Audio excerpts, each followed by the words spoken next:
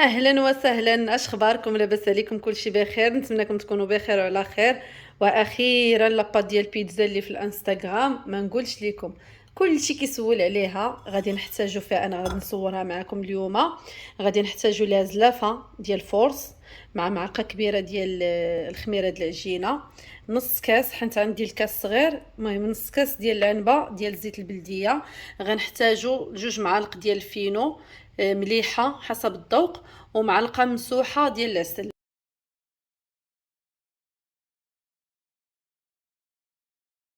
غنضيفوا الخميره، نضيفوا عليها الطحين فورس،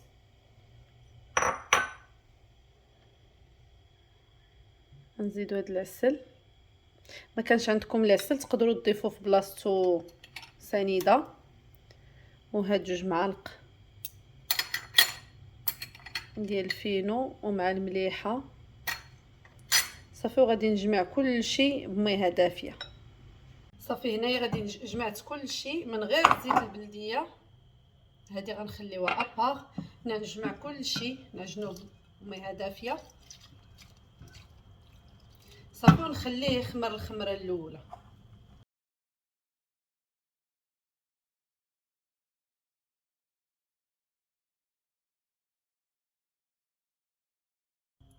العجينه هاهي دي عجنتها هانتوما، تكون مازال كتلصق. شفتوا؟ هانتوما تخليوها مازال كتلصق، مازال ما ضفتش عليها الزيت العود. ماشي دابا، غنخليها حتى تخمر الخمره الاولى. نغطيها نخليها تخمر الخمره الاولى ونرجع معكم.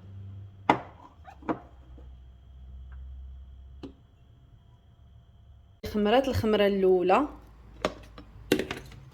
غادي نضيف عليها هاد نص كاس ديال زيت العود. نبدا ناخذ من الجنب ندير الوسط، ناخذ من الجنب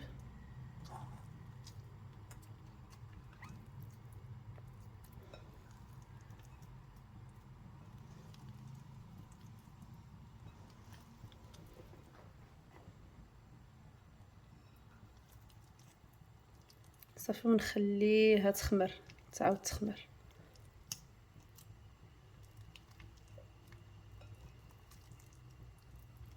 هي باش ما خمرات مزيان صافي. نخليها دابا تخمر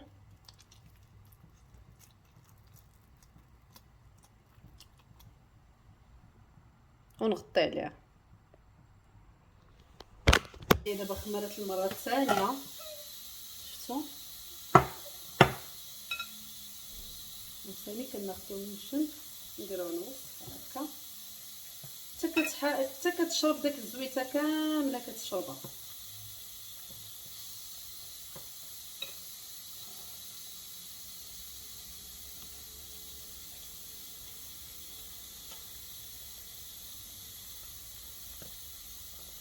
صافي نخليها عاوتاني، هي راه باش ما خمرات مزيان.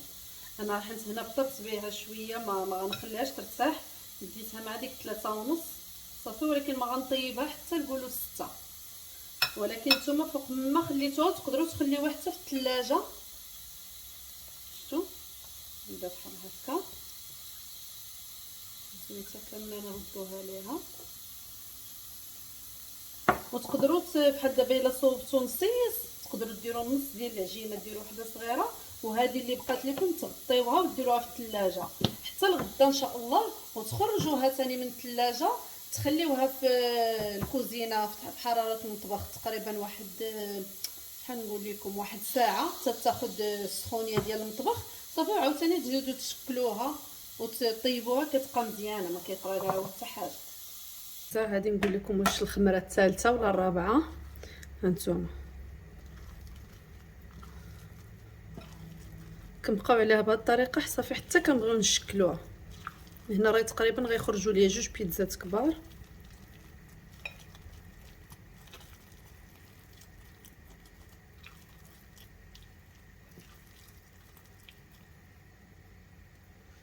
صافي نخليها عاوتاني.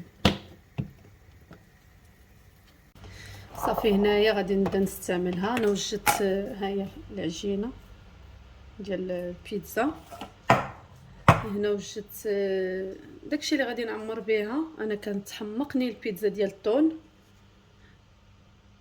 هنا درت لاصوص طوماط. شوفوا ديروا سوليس اولا هانز من الاحسن بلا ما طيبوها ما والو. هنا غير حنت عندي حك كبير داكشي علاش درتها هنا. وهذه اللي كتشوفوا خضره لاصوص بيستو، اللي عنده يديرها، اللي ما عندوش يقدر يستغنى عليها، كتجي لذيذه مع لاصوص طوماط. هنا عندي الفخوماج. انا هنايا ما نكذبش عليكم ما نديرش الموتزاريل، هذا واحد الماركه ديال الايطالي هي اللي حكيت هنا. واللي عندها الموتزاريل تاخذ هذاك الغاستروميكس الكحل. ولكن شوفوا ديروه في البواطه. انا غنوريكم البواطه ديال كنت خديتها من بيم، لا ماشي من بيم، من ساغا، هي اللي كنجمع فيها الفخوماج. انا نوريها لكم. بالنسبه للبواطه اللي غادي نوريكم خديتها من ساغا، ما عرفتش واش نقول لكم واش 15 اولا 20 درهم، ولكن غزاله نفعتني في لي فروماج. بالنسبه للعيالات هكا كيكون عندهم الوقت بزايد كيقول لك نحكوا الموتزاريلا ونديروه في كونجيلاتور، راه ما كيبقاش مزيان نهائيا، لا في البيتزا ولا في اي حاجه درتوها كيجي هكا بحال محجر وما كيعطيش ديك التجبيده اللي كنقلبوا عليها. من الاحسن نخليو الفرomاج في لومبالاج ديالو هكا ونقطعو منو طريف ونردوه لومبالاج ديالو ونحطوه في البواطه كيبقى صالح. قلت لكم درت هنا الفرomاج. غادي ندير الطون، درت بصيله كتقطعوها هكا جنيوحات وكتفرتوها تجي هكا غير خويطه رقاق بلا ما طيب ما والو. شامبينيون وفليفلات فلوينات. صافي غادي نبدا هنايا نصوب. كناخذوا شويه سميده الحلوه، اما سميده الحلوه اما تقدروا ديروا حتى الفينو.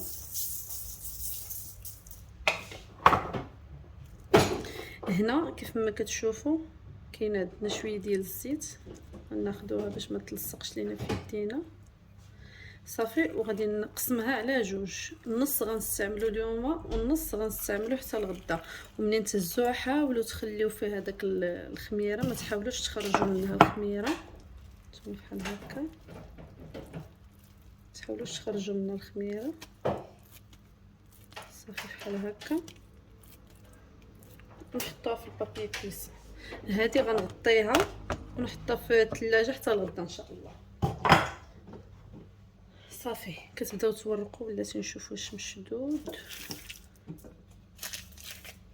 صافي كتبداو تبسطوا هكا. نتوما كتدفعوا الجناب، كتورقوا الوسط وكتدفعوا داك الفقاعات كيمشيو للجناب.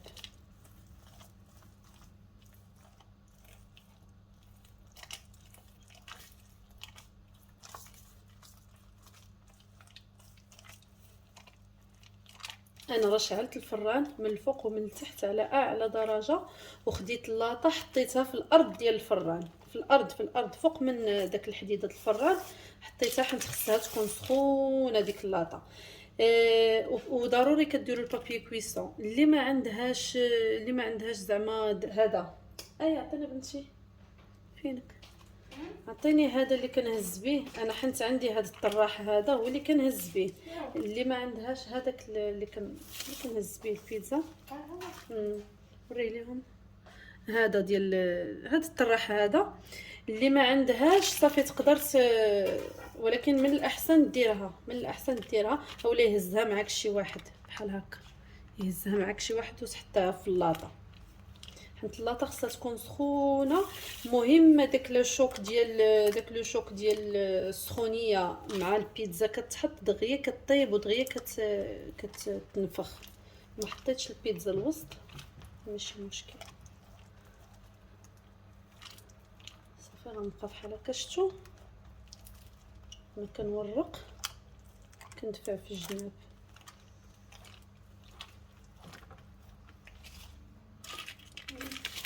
نجيب الوسط.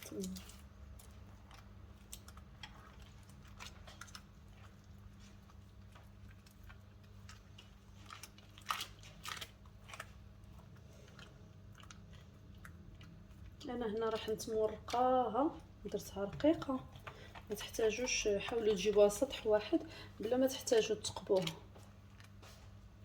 انا وحده كنت كندير فيها هذا نيدو. دابا جربت هذه بلا نيدو بلا حتى حاجه ولات كتجيني احسن. صافي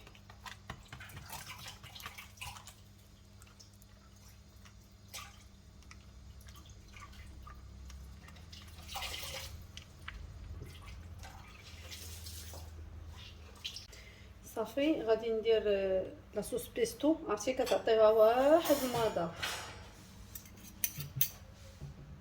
غنضيف لاصوص طوماط،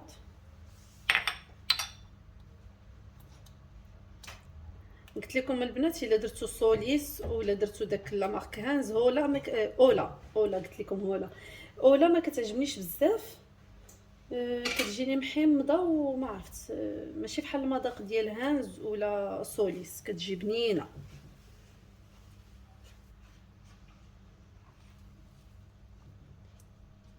شوف نسرحوها بحال هكا.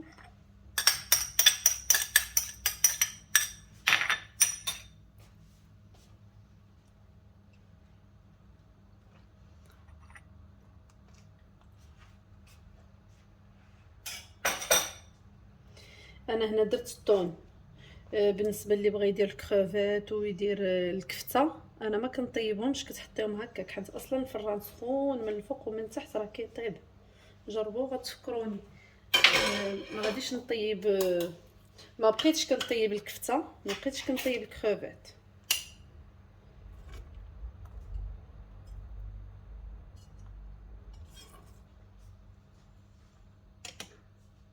حيدي لي الزيت. ما بديش اوكي. في الشامبينيون حتى هو ما مشحر ما والو، بقيت كنشحر فيها حتى حاجه. هذه الوصفه الايطاليه. كاين بعض العيالات كيبغيو يشحروا البصله ويشحروا الفلفله، ولكن الا جربتها بهذه الطريقه راه كتجي احسن من ديال الزنقه. والبنات اللي جربوها يجاوبوني في لي كومونتير، راه بزاف ديال البنات جربوها وشكروني والله. الا صيفطوا لي دي ميساج في انستغرام كيشكروني على ود لاباط ديال البيتزا، وحتى على قبل هاد الطريقه هذه ديال ما كاين لا طياب لا والو.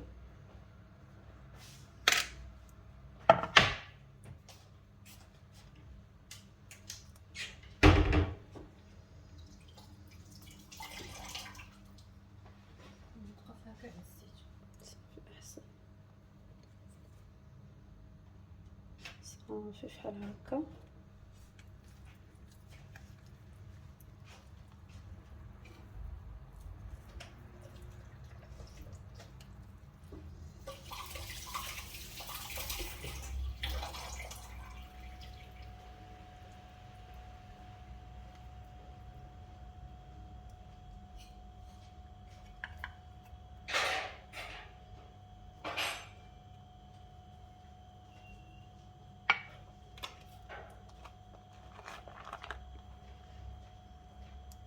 صافي دابا غادي ندخلها للفران حتى تبغي تخرج، ونحك عليها شويه ديال الزعتر.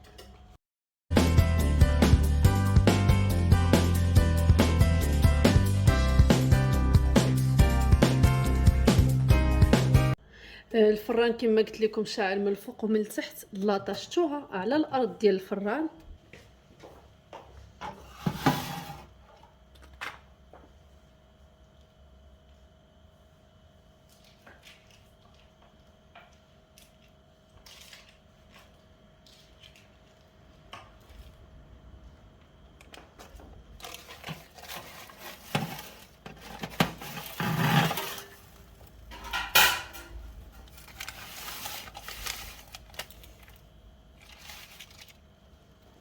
صافي دابا غادي ندخلها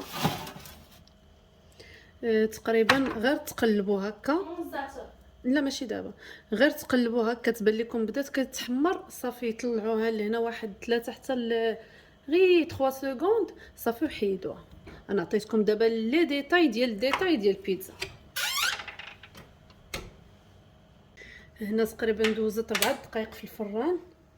بعد ما دابا كاين بعد الفران كيكون كيطيب لداخل اكثر من على برا، نقدروا ندوروها.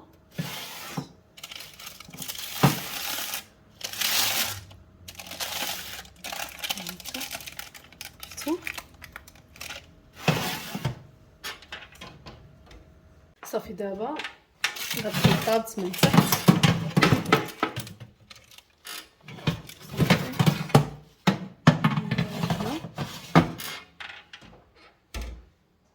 والشكل النهائي ديال البيتزا كيفاش جات. غادي ندير عليها الزعتر.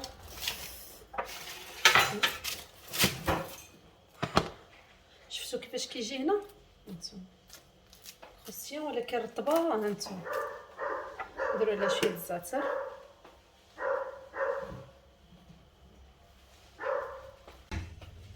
صافي غنقطعوها.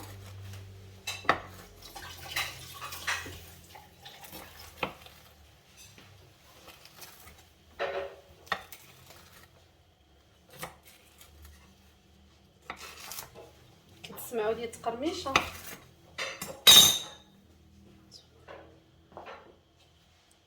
شوفوا هنا الخميره كيفاش كتجي. شفتوا كتجي فنه ورطيطبه.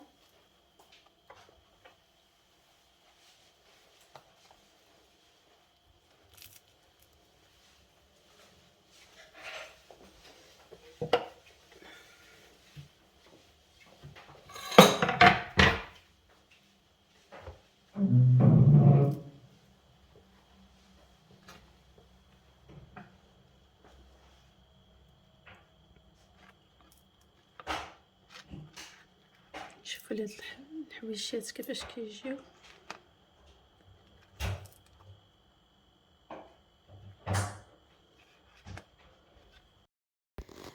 بالنسبه لواحد النقطه بغيت نشاركها معكم، حتى الا بغيتوا تصوبوها بالدجاج تقدروا ترقدوا اولا حتى بالمذاق ديال الشاورما. ترقدوا شويه ديال الدجاج بالمذاق الشاورما والحامض والاقامه ديالو صافي، وكتخليوه مرقد واحد نص ساعه اولا ساعه. تشحروا غير تشحيره خفيفه صافي، ديروه في عوض الطون اولا كروفيت اولا الكفيته اولا اللي بغيتو. بهذا كنكون ساليت معكم الفيديو ديال اليوم. كتجي بيتزا فنه، وتقدروا تزيدوا في لاباط واحد المعلقه كبيره ديال النيدو وبصحتكم وراحتكم. هذه المهم هذه كاضافه. انا وليت كندير معلقه كبيره ديال النيدو كنديرها في البيتزا الصغار، اما في هاك البيتزا كبيره كنديرها غير هكا بهذه الطريقه اللي شاركت معكم. وبهذا ما بقى لي غير نقول لكم السلام عليكم الى حلقه قادمه. نتمنىكم تدعموني باللايك ولي كومونتير اللي كتحفزني كما العاده، وغنقول لكم السلام عليكم.